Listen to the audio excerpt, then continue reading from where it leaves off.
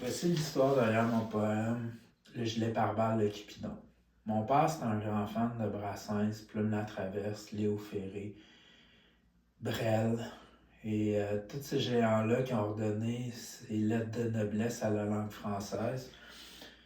Il écoutait aussi gros du Zappa, de la musique progressive. C'était vraiment quelqu'un qui avait des goûts éclectiques. Et c'est de la musique qui a été comme trame sonore de mon enfance, de mon adolescence. Puis des rares moments de connexion que j'ai eu avec mon père étaient autour de la découverte que je faisais découvrir et des choses qu'il m'a fait découvrir. Puis à un moment donné, dans l'adolescence, je m'ai mis à analyser les textes de Brassens de Plume la Traverse, puis ça a été comme une révélation là, quand j'ai découvert Plume. J'ai découvert un des plus grands poètes que le Québec a eu. Malheureusement, il y a beaucoup de monde qui se sont arrêtés à son côté vulgaire, puis ça a été l'arbre qui a caché la forêt de sa forêt de mots comme qui a semé. Puis il est tellement prolifique. Puis pour moi, c'est un vieux sage qui, quand je suis devenu adulte, m'a beaucoup guidé comme parce qu'il y a de la philosophie puis des grandes leçons comme puis une grande humanité puis à un moment donné ça m'a aidé à me sortir de mes problèmes de consommation puis à comprendre des choses essentielles de la vie et pour moi Plume aussi tu sais c'est un grand humoriste parce que dans ses chansons il y a de l'humour à chaque vers. Puis, tu sais, c'est Brassens aussi avec ça, puis mon oncle Serge et plein d'autres. Puis, tu sais, c'est vraiment la dentelle là, quand tu arrives à ce niveau-là, parce que c'est vraiment parmi nos plus grands poètes. Et ça a influencé ma plume.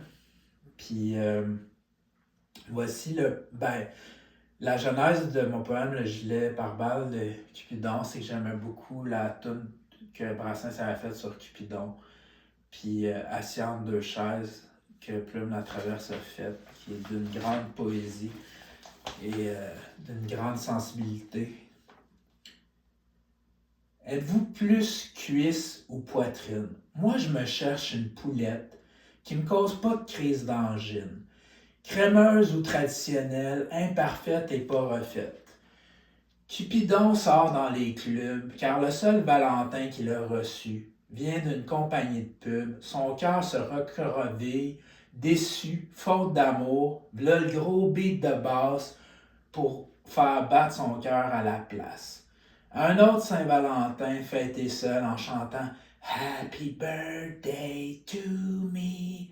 Son ego enveloppé d'un linceul, unique présent que lui offre la vie.